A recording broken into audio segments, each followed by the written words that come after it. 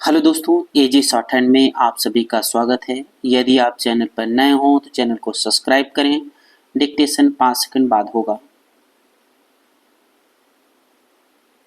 Ready, start.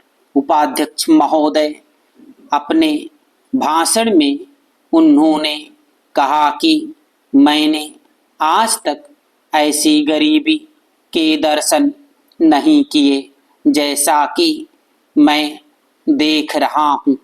ऐसी गरीबी जब हम स्वतंत्र नहीं थे तब अवश्य देखने को मिलती थी, लेकिन स्वतंत्रता के पश्चात मैं पहली बार ऐसी गरीबी देश के किसी भाग में देख रहा हूँ।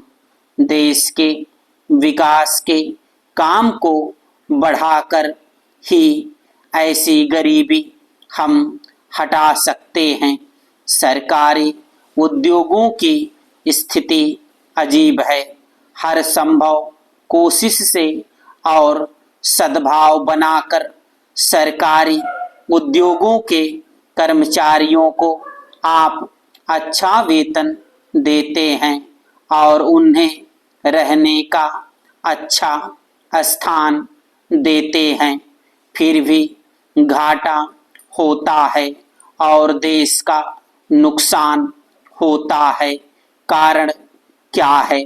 कारण यह है कि आपकी औद्योगिक नीति गलत है और जो रुपया आपके पास है उसको भी आवश्यक काम के लिए खर्च नहीं कर रहे हैं।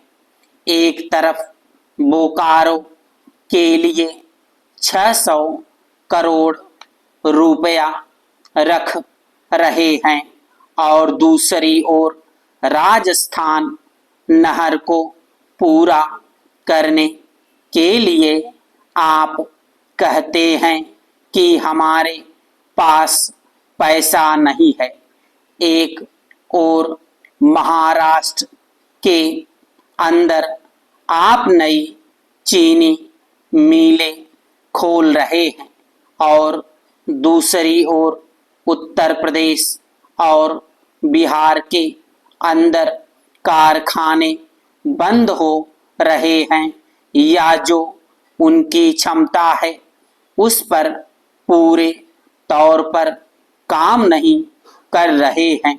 यह कोई औद्योगिक नीति नहीं है, इसलिए यह कहना ठीक नहीं है कि हमारी औद्योगिक नीति सफल हुई है।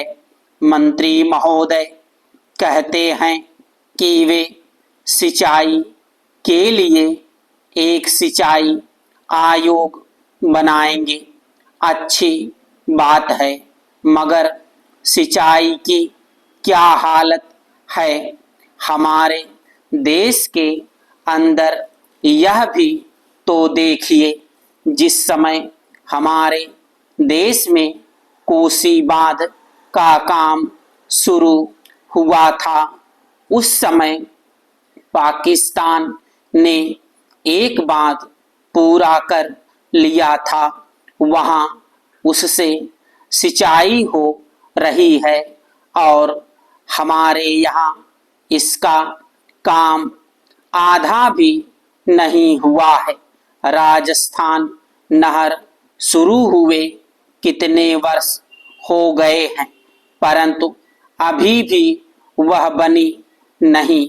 हमारे यहाँ कोई ठीक तौर तरीका नहीं है। मंत्रियों और सांसदों के मकानों के लिए करोड़ों रुपए निकल सकते हैं, मगर देश के उद्योग के लिए, देश के किसान और मजदूर के लिए जो रुपया चाहिए वह नहीं मिल सकता। उसके लिए रुपया नहीं दे सकते हैं। यह कोई उद्योग नीति नहीं है, यह एक खिलवाड़ किया जा रहा है। मैं कल सदन को बतला रहा था कि कुछ सड़कें विश्व बैंक की सहायता से बनने वाली थी। स्टॉप।